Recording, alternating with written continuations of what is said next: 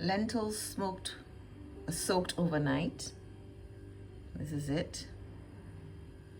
And I'm going to be putting, right now what you see in there is a bit of coriander. I just put some turmeric, that's what you're seeing on top. I just wake up and decide what I want to eat. I'm going to put some cumin over there, and that's going to be what's in here for a while. And then just gonna bring it to boil to soften the lentils. I've soaked them for like 2 or 3 days. It's winter here, so it's very cold, but I soak them first in boiling hot water from the kettle, and I let them sit in the water until I'm ready to cook it. It's winter, so it's been a couple of days. Summer, I wouldn't do that. It would be overnight. And then I'm going to add, you know what inspired me? I wanted a pea soup with some hake. And I'm one of those people, I start with one thing and I end up adding all kinds of things. And I thought, let me add some lentils. So I'm going to be adding this to the lentils when they've softened. And it looks like the lentils have taken over, are going to be more of a lentil pea soup than a pea soup with lentils in it, right? And then I have some hake. I seasoned with the same seasoning, the cumin, the coriander, the turmeric, and some black pepper. I also put that in the lentils just now. Yes, and I shook the container and then I let it sit in it overnight. So I'm going to add these pieces of hake to the soup when it's almost done, because hake cooks very quickly. So that's going to be my pea soup with lentils and hake, and that's it. I'll show you the end results. I love the smell of lentils boiling. It's very nostalgic. I think of my mom. This was part of the Easter Friday meal with steamed fish and a cucumber salad that her granddad made, and she always made that. Love the smell of steamed lentils. So I added a little salt. I rarely cook with salt because I feel everything, all those seasonings usually come with sodium, and if at all I would use soy sauce. But today I felt, let me add some regular salt. And then I'm adding the pea now because the lentils already basically feel like they're cooked. I just checked them. And then I'm going to add the hake at the same time because hake doesn't cook that fast. I mean, hake cooks very quickly. I'm adding the second can of water because I realized I almost was not going to add water, but I realized it is a soup, and I know that somewhere along the way I wouldn't want a thick soup. So let me make it thin now, and as it ages, or depending on how long I take to drink it, it will thicken up on its own, which is fine. And then I'm going to add the fish. I think I'm just going to add 2 pieces because I think I may use it for, actually not, I think I'm just going to add all 3 pieces, and then I'm going to pour the rest of this in here. This is all the seasoning I used, and I'll just add it to the soup, and that's it. I'm going to let it bring it to boil again, and then that's it. Soup is done. Now time to scoop it into a bowl. So it's about scooping it into this bowl. I'm going to have to pour it off, and here's like the hake and the lentils, and just putting it in here.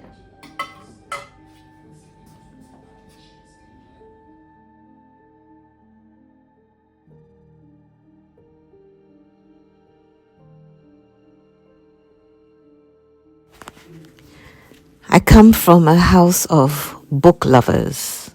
I grew up with books, with my mother taking us to the library And I always remember my sister reading everybody's book before we even got to read it and be done. And we had a bookshelf, and it was filled with all kinds of books. Of course, the Dr. Seuss, the Ladybird books, and all that stuff. And then my mom read to us until we could read ourselves. So she read to us, then we started reading to her. And then eventually we were able to read on our own. Both my parents loved to read. I always remember sitting in the evenings. They would sit in the living room and they'll both be reading. We'll all be reading something. Mind you, this is in the 60s and 70s. So, and then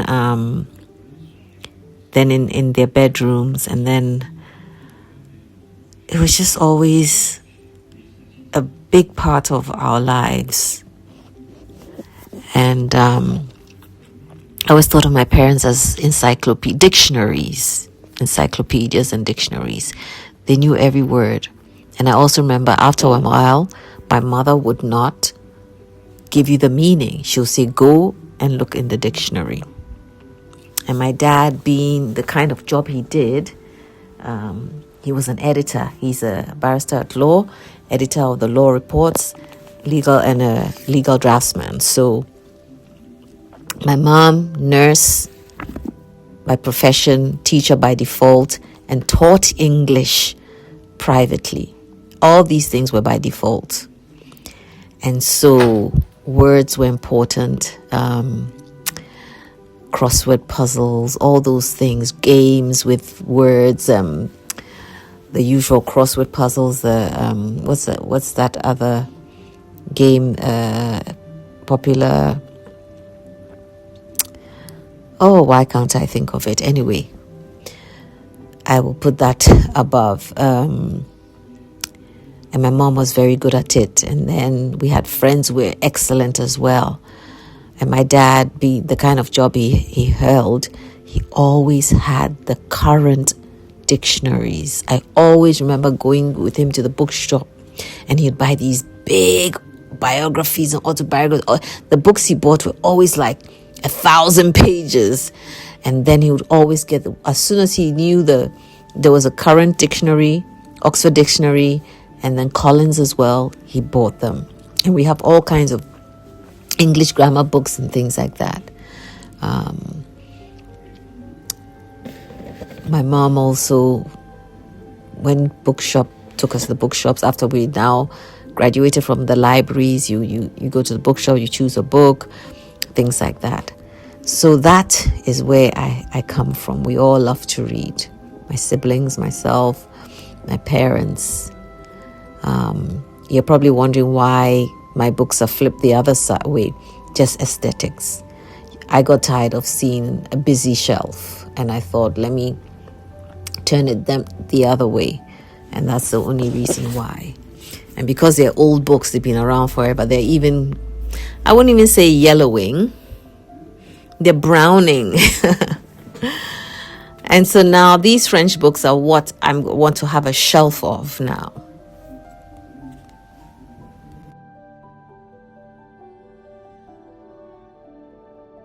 First of all, why did I choose these books? Well, maybe the books chose me because there wasn't very much of a selection at the airport in Zurich. And I noticed that a lot of the books in the airport at the airports, because I cannot get the books written in French, in terms of novels, stories, whatever it is, where I live. I live in an Anglophone country, and they just don't cater to that. So whenever I have a chance, I try and get my hands on books when I travel, because ordering them online, when they get here, I end up paying double. I end up paying the same thing I paid online, I pay again, plus whatever taxes it. So it's not really, doesn't make any sense. So I didn't really have much of a choice. So this book, if I had known that it was a thriller and a mystery and all that, I wouldn't have chosen it. But the story basically story is is a usual mystery. This man wakes up, and when he wakes up, he's seated in front of him is this young girl who plays the violin, and when she finds out that he's a cop, she kind of confides in him and says, my mother died last year and I think she was pushed out of a window. So he kind of agrees, I guess, I don't know, under duress or whatever. And that's what this is about. And then apparently at the center of this story is this very mysterious person called Angelique, who may not be who she seems to be. So that's this. I'm not a mystery thriller kind of person. I just want a book that transports me into another world. I learn something new. I fall in love with the characters, but this, I just figured I'm buying it. Because at the end of the day, I'm hoping that there's some sort of relationship between this older cop and this younger lady, that we can kind of identify with and things like that. Or there's, we get, there's more to it than, I'm not talking about a love story or anything like that, but I'm able to learn something new. Then we have this book written by a Japanese writer. I think I've heard about him. I think one of his first books was very popular. And I certainly would not have picked this because this is one of those books where the characters are transported into another world and they have to return before their coffee is cold. Well, take me somewhere. Let me see what this teaches me. So that's basically it. It's a short read. Yes, I think one of his books may have won an award, but became popular. And I wrote I always write the date in there. I should write my name. My mom always had, because people used to borrow our books, you have to put names in there, the date and all. Anyway, so that's it. So these are some of the other books. And then this one is another kind of same mystery type thing of a family, with a secret. And I guess this book unravels a secret that asks us if it is pardonable. So can you imagine? This is a longer read, and that's another thing I was looking for. It's a longer read, but the chapters don't look like they're very long. I wanted a big book that I could just sit and just traverse, but I may be surprised. I will come back and tell you people about it.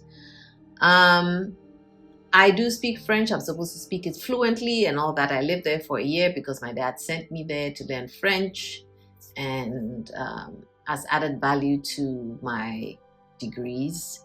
And I try to keep up with my French. I don't get to speak it, but I try to listen to the radio. I try to watch the news and stuff on TV or online to keep me abreast. So, but for me, the reading is very important because there's something beautiful about the French language that I felt that when I was used to speak it, fluently, or when I was there, was how I was able to express myself better in French than in English.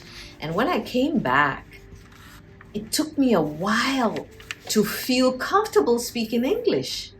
And English is my mother tongue. I grew up speaking English. I speak English at home. My parents spoke English. So I'm trying to keep up outside of being in a place where people speak French. So that is it. This is food for the soul, fodder for your brain, and things that fill my soul reading. And yes, you can read online, you read a Kindle, but there's nothing like holding a book, owning a book, holding it, turning the pages, just, and then having it on your bookshelf after you're done. It's like a sense of accomplishment, and then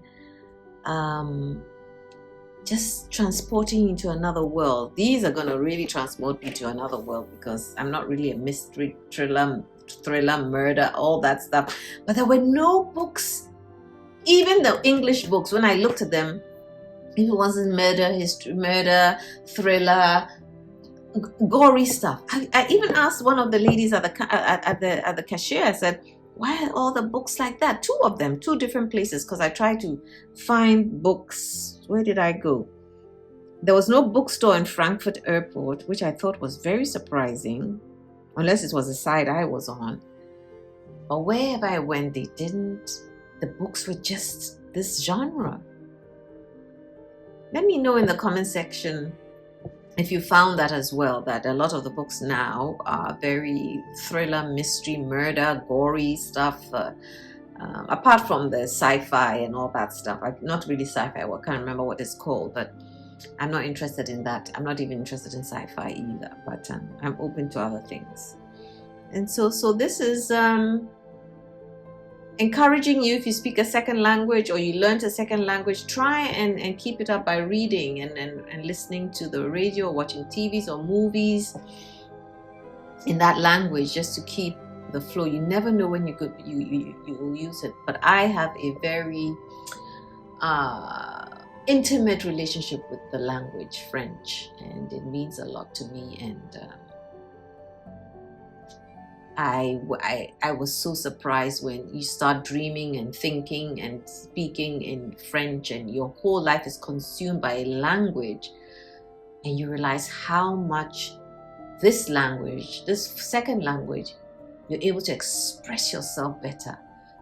I mean, the language, so many ways of saying things, and I loved it. It was just wonderful. Thanks to my dad. So that is it. And if you have any recommendations of books, books I should look up. Yes, these are in French, but if you have English books that I could look up, they have a French there. There's a French edition. I would love that, so that I can find a way of ordering them and find a cheaper way of receiving them in this country. Anyway, let me know your fuel for your soul and your brain. What do you do? Is it cooking a meal? Is it drinking a beverage? Is it time spent listening to music? Is it whatever it is? Let me know. Let me hear what you have to say.